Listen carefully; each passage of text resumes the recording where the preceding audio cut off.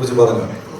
ഈ ക്രൈസ്തവ സംസ്കാരത്തെ മനസ്സിലാക്കാൻ എഴുതാനും കുറച്ചുകൂടി എളുപ്പമാണ്. പക്ഷേ ലന്തൻ ബത്തേരിയിലും ഹിഗ്വറ്റയിലും ഏറ്റവും ഒടുവിലെ ഭീമച്ചനിലും വരെ ഒരു ദൈവശാസ്ത്രം കൂടി കൈകാര്യം ചെയ്യുന്നുണ്ട്, ബൈബിളും. അതെങ്ങനെ സാധിച്ചു എന്നാണ്?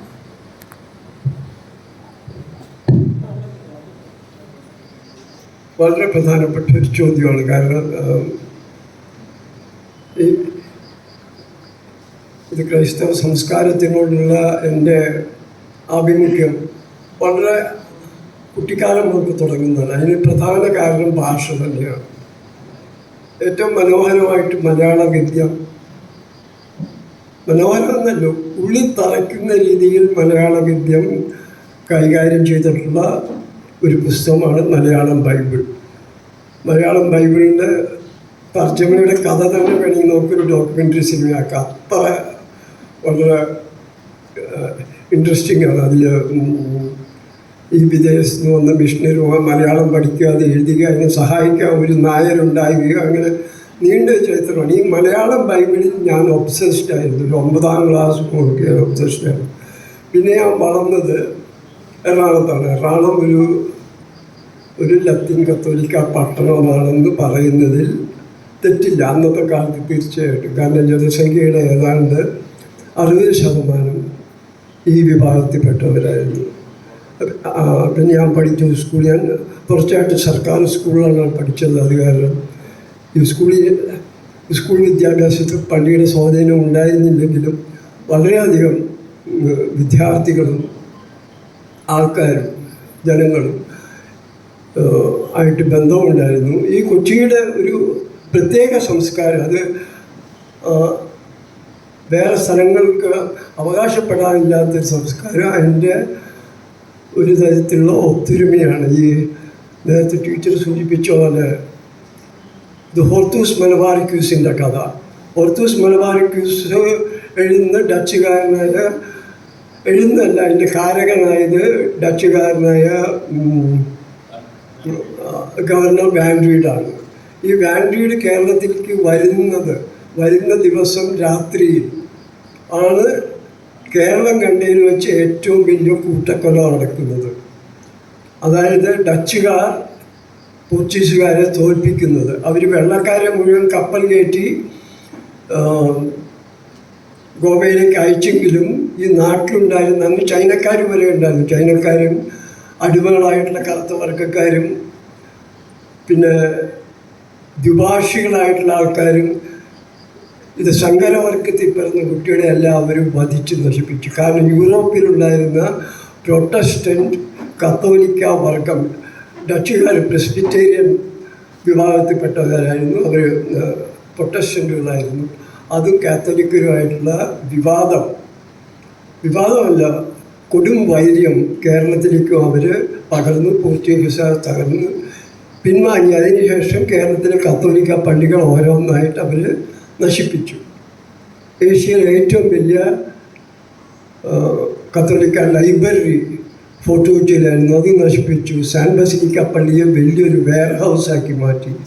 ഇതെല്ലാം ചെയ്യുന്ന വാൻ റീഡിനുണ്ടായിരുന്ന ഒരു കമ്പം ഈ സസ്യങ്ങളോടായിരുന്നു.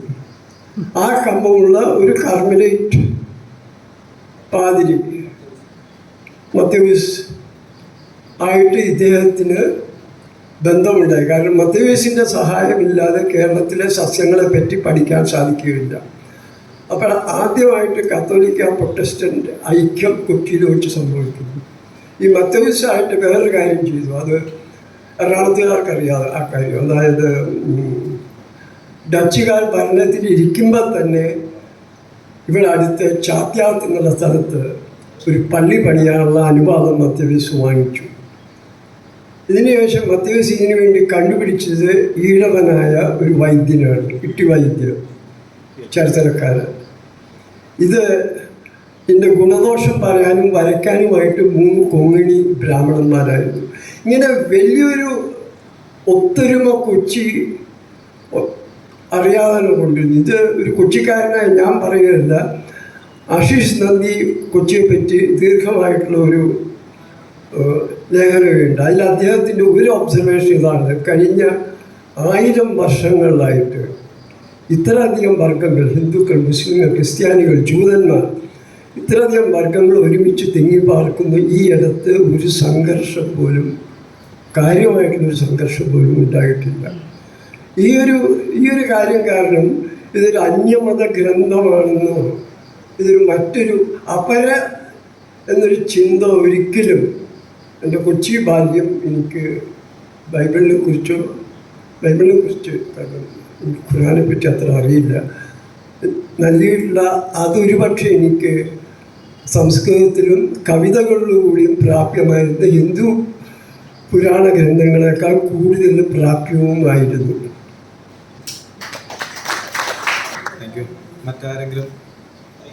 മഹാനായ രവീന്ദ്രനാഥ് ടാഗോർ നോബൽ പ്രൈസൊക്കെ ഇന്ത്യക്ക് നേടിത്തന്ന മഹാനായ എഴുത്തുകാരനാണ് എന്ന് ഞാൻ വിശ്വസിക്കുന്നു. അങ്ങയുടെ അഭിപ്രായത്തിൽ എങ്ങനെയാണ് അദ്ദേഹം രവീന്ദ്രനാഥ് ടാഗോറിനെ അങ്ങ് കാണുന്നത്? വളരെ മഹാനായ എഴുത്തുകാരനായിട്ടാണ് കാണുന്നത്, ഏറ്റവും മഹാനായ എഴുത്തുകാരനായിട്ടാണ് കാണുന്നത്. അതിന് ഒരു കഥ പറയാം. അതായത് അദ്ദേഹം ഗാന്ധിജിയുമായിട്ട് ഒരു കത്തിടപാടുകൾ നടന്നു. അതിൻ്റെ അടിസ്ഥാനം ഇതായിരുന്നു. ഗാന്ധിജി എപ്പോഴും രവീന്ദ്രനാഥ് ഇന്ത്യക്ക് അപ്പുറത്തുള്ള ലോകത്തെക്കുറിച്ചാണ് ചിന്തിച്ചിരുന്നത്. അപ്പോൾ ഗാന്ധിജി രവീന്ദ്രനാഥിനോട് ടാഗോറിനോട് പറഞ്ഞു, താങ്കൾ അല്പം ഇന്ത്യയിലും ശ്രദ്ധിക്കണമെന്ന്.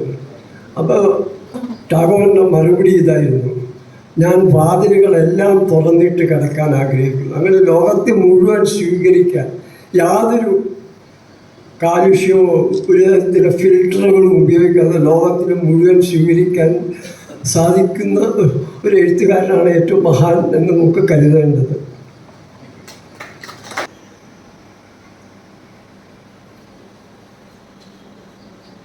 ചോദ്യങ്ങൾ ഇല്ലെങ്കിൽ നന്ദി പറയുന്നതിനായിട്ട് ബഹുമാനപ്പെട്ട ജേക്കബ് ജി പാലക്കാപ്പള്ളിലച്ചൻ, POC ഡയറക്ടർ, KCBC ഡെപ്യൂട്ടി കൊച്ചിയെക്കുറിച്ചാണ് സംസാരിച്ചത്. ഇവിടെ വന്നിരിക്കുന്ന നമ്മെ സംബന്ധിച്ചിടത്തോളം ഇത് അനുഗ്രഹീതമായ ഒരു സായന്തനമാണ്. POCക്ക് അഭിമാനമാണ് ഇങ്ങനെയുള്ള ഒത്തുകൂടൽ. സാഹിത്യകാരന്മാരെ പരിചയപ്പെടുക മാത്രമല്ല, അവർ കഥകളും നോവലുകളും എഴുതുമ്പോൾ അതിൻ്റെ പശ്ചാത്തലങ്ങളും അതിൽ വിവരിക്കുന്ന ജീവിതങ്ങളും പച്ചയായ യാഥാർത്ഥ്യങ്ങളും ഒക്കെ വീണ്ടും ഒരിക്കൽ കൂടെ അയവിറക്കാനും അതിലൂടെ കൈമാറ്റം ചെയ്യുന്ന സച്ചിന്തകളെ സ്വാംശീകരിക്കാനുമാണ്. വാഗ്മയം എന്ന പേരിൽ ഈ ഒരു സാഹിത്യ ചർച്ച തുടങ്ങിയിട്ട് നാളേറെയായി. കോവിഡിൻ്റെ ഒരു കാലത്ത് കുറച്ച് നാൾ നിന്നുപോയി. വീണ്ടും സിബോച്ചിൻ്റെ നല്ല മനസ്സുകൊണ്ട് POCക്ക് വാഗ്മയം തുടരാനായിട്ട് സാധിച്ചു. ഇന്ന് ഈ സായന്തനം മാധവൻ സാറിനെ പ്രതി നമ്മളിങ്ങനെ ഒരുമിച്ച് കൂടുമ്പോൾ ഞാൻ അദ്ദേഹത്തെ ആദ്യമായിട്ടാണ് നേരിൽ കാണുന്നത്. മനോരമയിൽ അദ്ദേഹത്തിൻ്റെ ലേഖനങ്ങൾ പലപ്പോഴും വായിച്ചിട്ടുണ്ട്. സത്യമായിട്ടും കഥകളും നോവലും ഞാൻ വായിച്ചിട്ടില്ല, അതുകൊണ്ട് അതിനെക്കുറിച്ചൊന്നും എനിക്ക് പറയാനായിട്ട് ഇല്ല. പക്ഷെ സമൂഹത്തെ അപഗ്രഥിക്കുന്ന ലളിതമായ ഭാഷയിൽ അദ്ദേഹത്തിൻ്റെ അപഗ്രഥനവും നിരീക്ഷണവും നിർദ്ദേശങ്ങളും ഒക്കെ അദ്ദേഹത്തെ നമുക്ക് സുപരിചിതനാക്കിയിട്ടുണ്ട്. എനിക്കും സുപരിചിതനാണ് അങ്ങനെ പേരുകൊണ്ട്. അതുകൊണ്ട് അദ്ദേഹത്തെ കാണാനും കേൾക്കാനും അതിയായി ആഗ്രഹിച്ചിട്ടുള്ള ഒരാളാണ് ഞാൻ.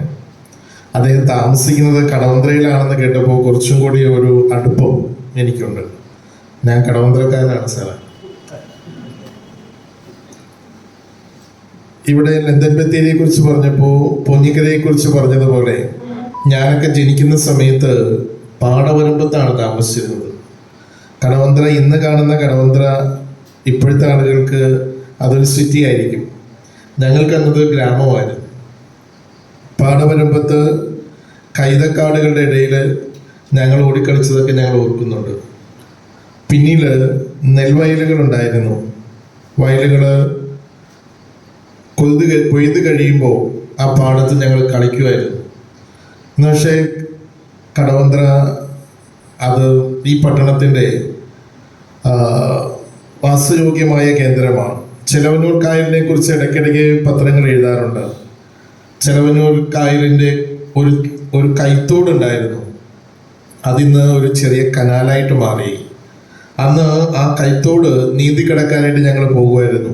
ഞങ്ങൾക്ക് നീന്തി കിടക്കാൻ പറ്റാത്തവണ്ണം വലുതായിരുന്നു ആ കൈത്തോട്. ഇന്ന് അത് ഇല്ല എന്ന് വേണമെങ്കിൽ പറയാം. ചെറിയ നമ്മുടെ പേരണ്ടൂർ കനാൽ പോലെ ചെറിയ കനാലായി. ഈ സിറ്റി വളരുമ്പോൾ സംഭവിക്കുന്നത് പ്രകൃതി നഷ്ടപ്പെട്ടു പോകുന്നു എന്നതാണ്. തീർച്ചയായിട്ടും സാറ് കടവന്ത്രയിൽ താമസിക്കുന്നത് കൊണ്ട് തന്നെ കുറെ കൂടെ അഭിമാനത്തോടെ കടവന്ത്രക്കാരൻ എന്ന് പറയാനായിട്ട് എനിക്ക് സാധിക്കുന്നു എന്നതുകൊണ്ട് ഈ സായന്തനത്തിൽ അങ്ങേ നേരിൽ കാണാനും കേൾക്കാനും സാധിച്ചത്. രാമോഹൻ പാലിയത്തിനെ ഞങ്ങൾ നേരത്തെയും ഇവിടെ വിളിച്ചിട്ടുണ്ട്. അദ്ദേഹം നേരത്തെ ഇവിടെ വന്നിട്ടുണ്ട്. വളരെ ഹൃദ്യമായ സൗഹൃദം സ്ഥാപിച്ചിട്ടുണ്ട്. അതുകൊണ്ട് ഒരു അന്യനല്ല രാമോഹൻ പാലിയത്ത് POCക്ക്.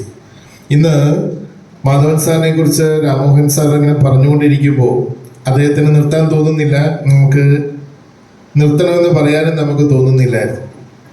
അദ്ദേഹത്തിൻ്റെ ഉള്ളിൽ ഇങ്ങനെ മാധവൻ സാർ നിറഞ്ഞു തുളുമ്പി നിൽക്കുന്നത് ഇങ്ങനെ ഒഴുകി വരുന്നതാണ് നമ്മൾ കണ്ടുകൊണ്ടിരുന്നത്. അത്രമാത്രം ആരാധനയോടെ, അത്രമാത്രം ഹൃദയസ്പർശിയായിട്ട് ഈ വ്യക്തിയെ ഉള്ളിലേക്ക് പേറിയിട്ടുണ്ട് ശ്രീ രാമോഹൻ പാലിയത്ത് എന്ന് അദ്ദേഹത്തിൻ്റെ വാക്കുകൾ നമ്മെ മനസ്സിലാക്കി തരികയും കാലത്ത് കൂടുതലായിട്ട് വരികയും ഞങ്ങൾ ഇവിടെയുള്ള അച്ഛന്മാരും സിസ്റ്റേഴ്സും മറ്റാളുകളും ഒക്കെ ഇവരുമായിട്ട് സൗഹൃദം പാലിക്കാനായിട്ട് ഇടവരികയും ചെയ്യുന്നുണ്ട്.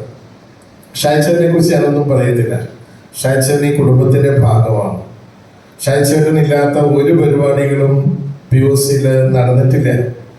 ഷായ്ച്ചേട്ടൻ ഈ അടുത്ത കാലത്ത് കുറച്ച് നാളായിട്ട് ഇലക്ഷൻ കഴിഞ്ഞതിന് ശേഷം ഇങ്ങോട്ട് വരവത്തിൽ കുറച്ചിട്ടുണ്ട്. എങ്കിലും ഷാജി ചേട്ടൻ്റെ കുടുംബമാണ് എന്നതുകൊണ്ട്. പക്ഷെ ഞാൻ വാസ്തവത്തിൽ ഷാജി ചേട്ടനെ ഇന്നാണ് ശരിക്കും ഒന്ന് ശ്രദ്ധിച്ചത്. അദ്ദേഹത്തിൻ്റെ സാഹിത്യം, അദ്ദേഹത്തിന് ഈ സാഹിത്യ രംഗത്തുള്ള ആ ഒരു ഉൾക്കാഴ്ചയും പാഠവും, അദ്ദേഹത്തിൻ്റെ സംഭാഷണം നമ്മൾ നേരത്തെ കേട്ടിട്ടുണ്ടെങ്കിലും ഒരു കഥയെ അല്ലെങ്കിൽ നോവലിനെ അപഗ്രഥിച്ചുകൊണ്ടുള്ള അദ്ദേഹത്തിൻ്റെ പ്രഭാഷണം അത് വളരെ ഹൃദ്യമായിരുന്നു. അത് പൊന്നിക്കരയെക്കുറിച്ച്, പൊന്നിക്കര റാഫിയെക്കുറിച്ച്, ലതൻ ബത്തേരിയെക്കുറിച്ച് അദ്ദേഹത്തിൻ്റെ മനസ്സിൽ നിറഞ്ഞു നിൽക്കുന്ന മനോഹരമായ ചിത്രങ്ങൾ ഇവിടെ മനോഹരമായി അദ്ദേഹം കോറിയിടുകയുണ്ടായി. എല്ലാവർക്കും ഞാൻ ഒറ്റ വാക്കിൽ നന്ദി പ്രകാശിപ്പിക്കുക.